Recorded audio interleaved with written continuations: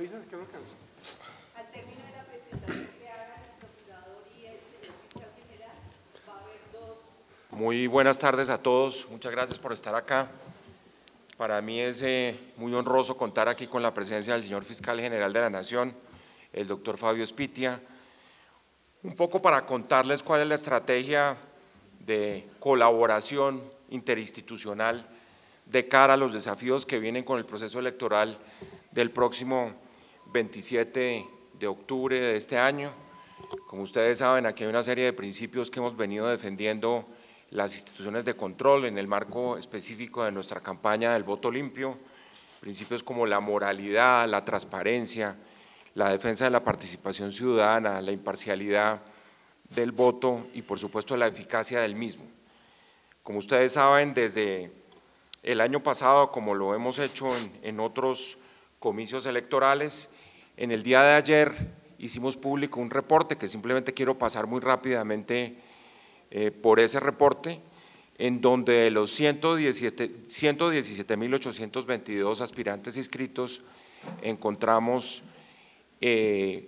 como ustedes lo están viendo, en el caso de gobernador 176, en el caso de asamblea 3.583, en el caso de la alcaldía 5.187, consejo 95.000, ediles 13.389, 4.396 más que en el año 2015, y como resultado de la información que reposa aquí en la Procuraduría, entre ellas varias herramientas que corresponden a la Comisión de Seguimiento y Control Electoral y a la ventanilla única, pues hemos detectado la existencia de 693 candidatos inhabilitados para el año 2019, 20 para el caso de aspirantes a la alcaldía, 602 para concejales, 11 diputados, 15 ediles y ediles de las juntas administradoras locales 46.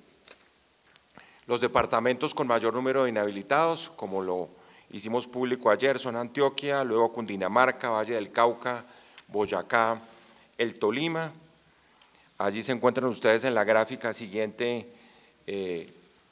graficados pues todos los departamentos del país, los partidos que tienen el mayor número de inhabilitados y finalmente los departamentos con mayor número de inhabilitados por corporación, es decir, no en el total agregado, sino corporación por corporación. ¿Por qué es importante? Porque a partir del año pasado, ustedes lo saben, del 2017 concretamente, se produjo la tipificación de unos delitos relacionados con conductas para prevenir precisamente prácticas y costumbres electorales en este país que han sido legendarias, como la compra de votos, como la transhumancia, el constreñimiento del elector, la financiación indebida de los partidos políticos, y todo esto pues implica que tengamos que actuar. Por eso la presencia del señor fiscal general de la Nación aquí es muy importante porque además, y eso hay que decirlo de la manera más clara, no vamos a permitir que personas que estén inhabilitadas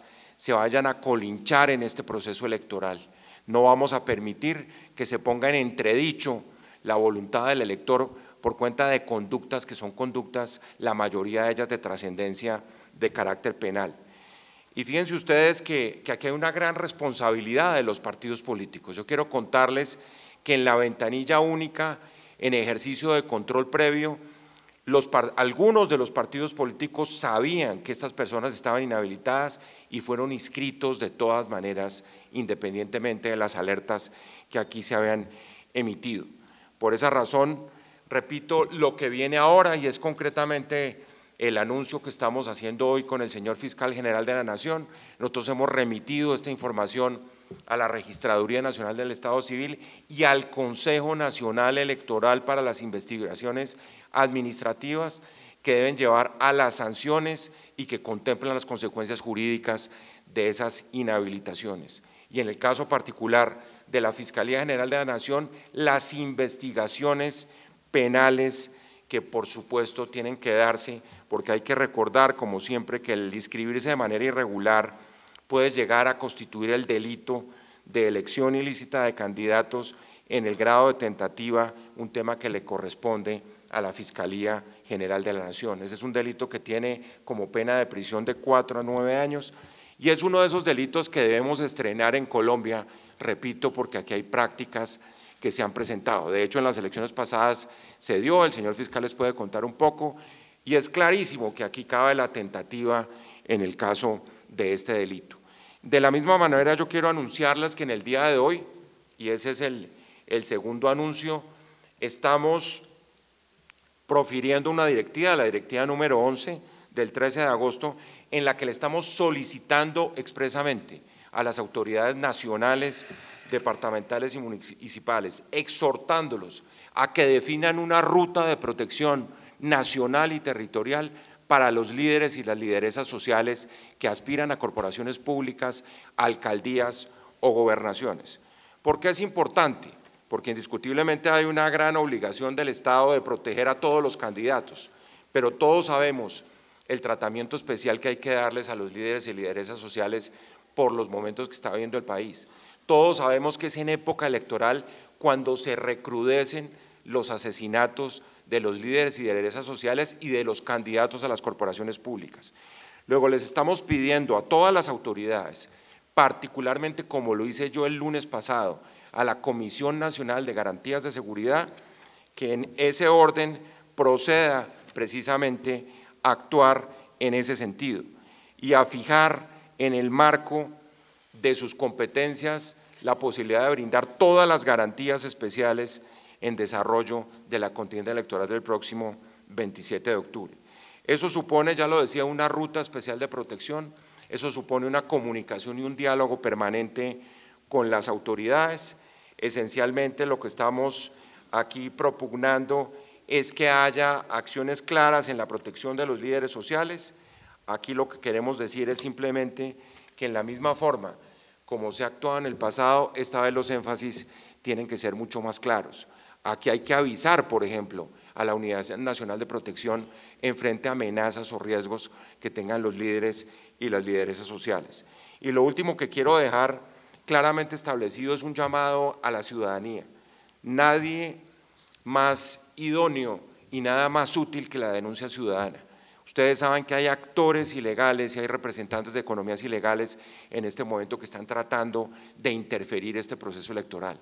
Hay actores ilegales que por sí o por interpuesta persona van a aspirar a las corporaciones públicas, a las alcaldías y gobernaciones. Ustedes lo saben porque, entre otras, la MOE y otros actores han demostrado cuáles son, en ese sentido, las zonas rojas del país, cuántos municipios del país están precisamente siendo sometidos a amenazas de esa naturaleza. Ojalá esas estadísticas de los municipios en riesgo se cruzaran, por ejemplo, con los municipios que están siendo asediados por la criminalidad en el caso de los asesinatos de los líderes sociales. Cruzar esas variables nos va a dar un mapa de Colombia donde hay que concentrar la acción, repito, de autoridades nacionales, departamentales y municipales en la protección de los candidatos y particularmente de los líderes y lideresas sociales. Por eso hay que invitar a la ciudadanía a ello, hay que invitar a la ciudadanía a que denuncie cualquier anormalidad, irregularidad que se vaya a presentar en el proceso electoral relacionada, por ejemplo, con el financiamiento de las campañas, indicadores que llevan al gasto excesivo en materia de campaña, lo que siempre supone la existencia, es un buen indicador de irregularidades que se cometen en el marco de las campañas políticas para estos comicios electorales del 27 de octubre próximo. De tal manera que lo que estamos es aquí de manera muy clara con el señor fiscal enviando un mensaje de unidad en el frente para perseguir las conductas que se han convertido lamentablemente en talanqueras para el ejercicio del derecho al voto en Colombia. Ustedes saben que estas inhabilitaciones, estos inhabilitados responden a ciudadanos y ciudadanas que han incurrido en conductas que han llevado a sentencias de carácter penal, a decisiones de carácter disciplinario, de carácter fiscal, que han incurrido en pérdidas de investidura como las causas básicas para esas inhabilitaciones. Con esto termino y le doy la palabra al señor fiscal general de la Nación encargado, el doctor Fabio Spitia. Muchas gracias, señor procurador. Un saludo a los medios de comunicación. Sí, la idea de esta reunión que hemos acordado interinstitucional con el señor Procurador es dar a conocer primero las eventuales consecuencias de esta inscripción de personas que en un momento determinado, con fundamento en ello, se hagan elegir para un cargo de elección popular, estando inhabilitados, como lo decía el señor Procurador, por decisiones judiciales, disciplinarias o fiscales. En ese evento, la Fiscalía está revisando las causales de inhabilidad de los 694 candidatos informados por la Procuraduría a fin de determinar cuáles se encuentran dentro del tipo penal de elección ilícita con el propósito de imputar la conducta a título de tentativa. De la misma manera, la Fiscalía, atendiendo el tipo penal de financiación de campañas electorales con fuentes de financiación prohibida, que señala una pena tanto al candidato como al gerente de campaña, que permita la consecución de bienes provenientes de fuentes prohibidas por la ley para financiar campañas electorales, así como al aportante de dichos recursos, a partir de sus sistemas misionales, particularmente el SPOA, y del aplicativo Cuentas Claras del Consejo Nacional Electoral, realizará un seguimiento de los aportes propios en las campañas adelantados por candidatos, constituidos como fuentes de financiación prohibida de acuerdo a la Ley 1475, en específico de aquellos que tienen conocimiento de procesos de extinción de dominio en su contra, así como de las personas imputadas o acusadas por delitos relacionados con la financiación, pertenencia o promoción de grupos armados ilegales, narcotráfico, delitos contra la administración pública, contra los mecanismos de participación democrática y de lesa humanidad. El mensaje fundamentalmente aquí es un mensaje primero de verificación de la Procuraduría y de represión inmediata de estas conductas en cuanto alcancen la entidad de delito, pero al mismo tiempo el hecho de llamar la atención sobre el hecho de que en muchas condiciones y en muchas circunstancias se van a presentar casos en los cuales las personas, sin estar condenadas, estén imputadas o acusadas por estos graves delitos que no pueden constituirse en aportantes ni siquiera de sus propias campañas. Eso es todo por parte de la Fiscalía General de la Nación.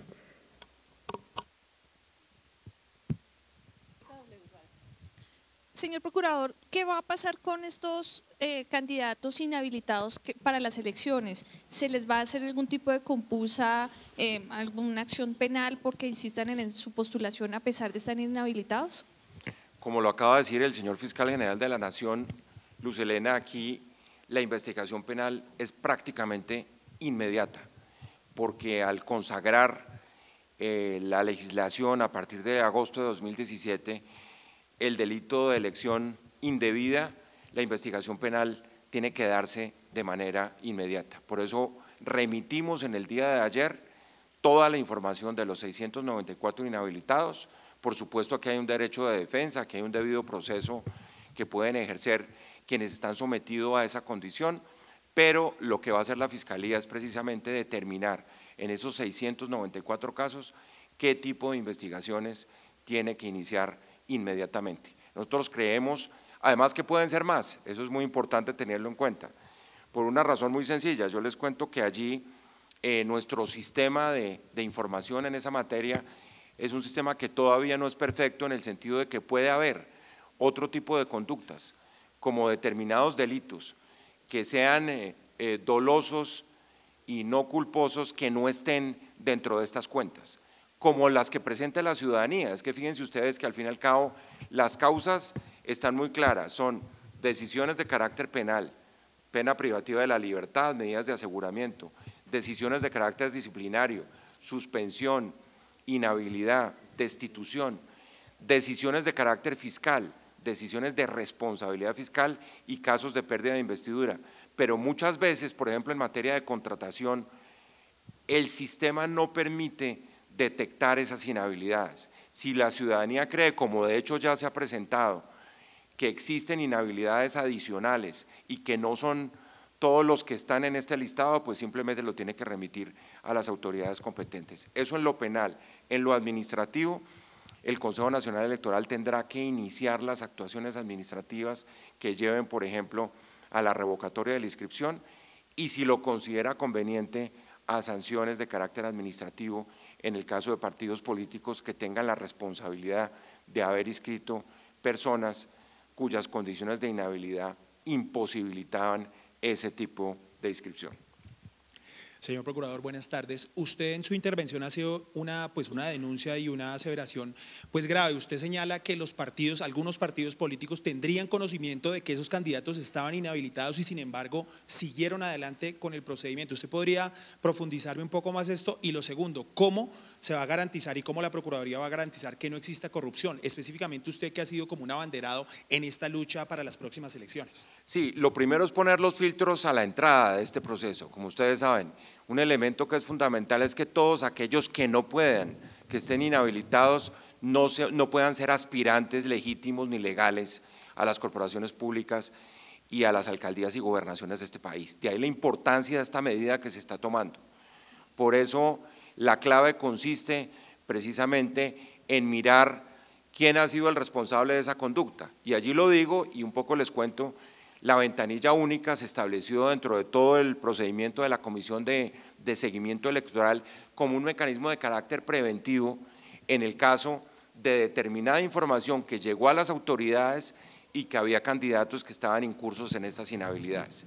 Eso era un control previo, no el control posterior que se dio ya con la inscripción de todos los candidatos. Y en ese control previo puede determinarse qué partidos estaban enterados de que había candidatos inhabilitados y sin perjuicio de ello decidieron inscribirlos.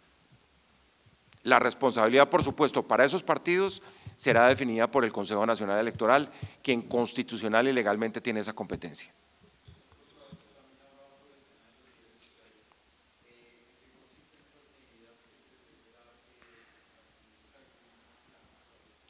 Sí, les explico un poquito ya con mayor detenimiento porque no quería hacerlo tan pormenorizadamente, pero ante la pregunta lo hago.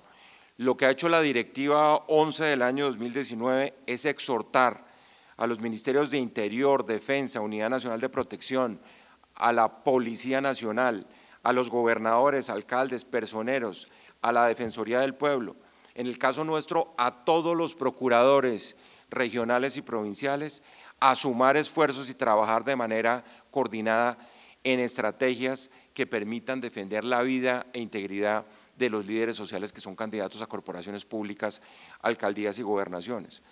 Temas que se sugieren que prioriza el Ministerio Público. Primero, identificar la lista de los candidatos inscritos. Yo decía el lunes en el Consejo Nacional de Garantías de Seguridad presidido por el señor Presidente de la República que según los datos de la Policía Nacional ya hay más de 200 candidatos amenazados en este momento. Eso es un indicador complicado. Y si ustedes le suman a la condición de candidato, la de líder social, pues encuentran un cóctel bastante explosivo en algunas regiones del país.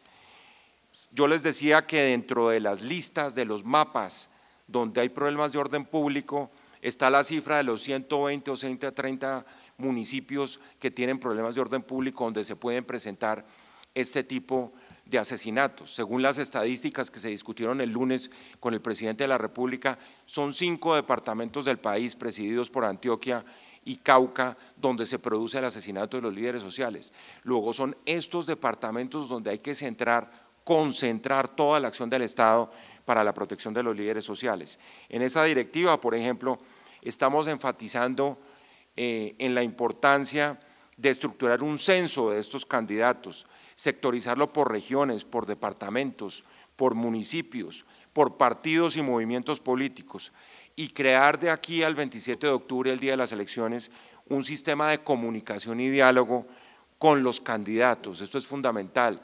Ustedes saben que donde fluye la información, sobre todo a través, por ejemplo, de una línea de atención especializada para candidatos, líderes sociales, puede actuar de manera mucho más clara, de manera preventiva, la autoridad y por supuesto la acción en el evento en que se presente una amenaza, un riesgo o un atentado de esa naturaleza. Eso es lo que hemos denominado una ruta especial de protección, que tiene que arrancar en lo nacional y que por supuesto tiene que aterrizar en lo local.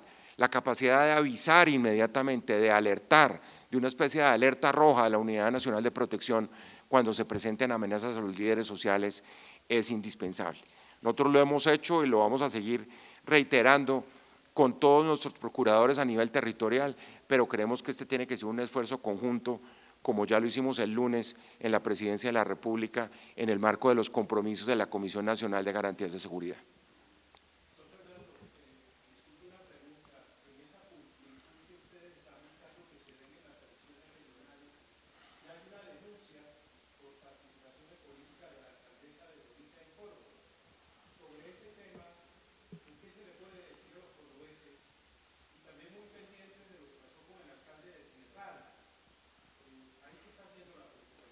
Bueno, ustedes recuerdan, para hablar del último caso, que es el caso que es clarísimo ante la opinión pública, donde hubo denuncias del viceprocurador hace 10 días de la forma como trató de ser manipulado el Poder Judicial en el reparto de esa tutela para tratar de controvertir y poner en tela de juicio la decisión de suspensión que profirió la Procuraduría General de la Nación.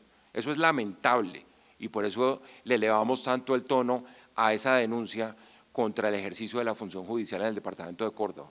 Nosotros esperamos la investigación del Consejo Superior de la Judicatura y la Fiscalía está actuando, porque ahí no se trata solo de una conducta de carácter disciplinario relacionada con una irregularidad en el reparto de una tutela, sino que hay connotaciones penales que hay que investigar. Yo quiero decirle, para la intervención en política, y no me refiero a ese caso específico, porque primero no me puedo referir a casos específicos, sino con pruebas en la mano, pero sí quiero decirle que nosotros hemos pedido varias directivas y lo hemos reiterado, que los funcionarios públicos no pueden intervenir en política, sobre todo aquellos que tienen jurisdicción y mando. Y eso es fundamental porque además no solo son conductas disciplinarias, hay un artículo específicamente del Código Penal que contempla exactamente la posibilidad de tipificar esa conducta. La conducta de intervención en política, repito, tiene connotaciones disciplinarias, pero según el artículo 422 de la Ley 599, que modificó la Ley 890 del 2004, se incurre también en un delito en el caso de intervención en política de funcionario público. Esto no lo estoy contestando para el caso específico que usted nos está mencionando, sino genéricamente para que todos los funcionarios públicos sepan que la intervención en política de cara a este proceso electoral tiene implicaciones disciplinarias y penales. Por supuesto, en el caso de esa denuncia, evaluaremos detenidamente cuál es el material probatorio que pueda llevar a un desenlace en el caso de esa investigación. No conozco el material probatorio en el caso de esa denuncia, luego no puedo pronunciarme por el mismo.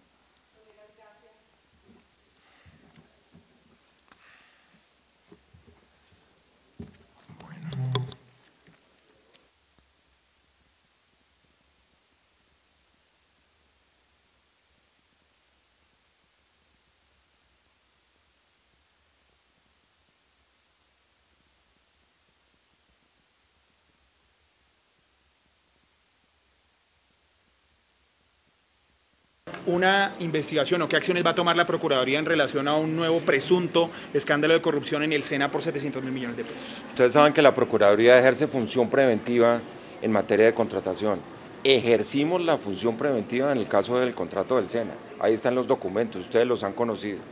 No fueron de ninguna manera acatadas las observaciones de la Procuraduría General de la Nación. Por eso vamos a seguir en ejercicio de la función preventiva, vigilando ese proceso, con la preocupación que nos produce, por supuesto, que no fueron acatadas las observaciones de la Procuraduría. Gracias. Gracias.